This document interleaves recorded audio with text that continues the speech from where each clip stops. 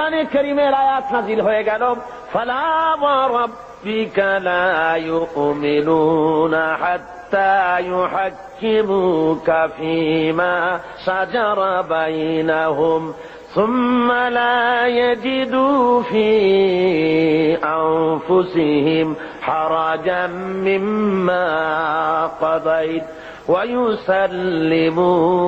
تسليما। হে নবী, আপনার আল্লাহর কসম, আপনার রবের কসম, সে ব্যক্তি মুমিন নয়, সে ব্যক্তি মুমিন নয় যে ব্যক্তি আপনি ফয়সালা দেওয়ার পর,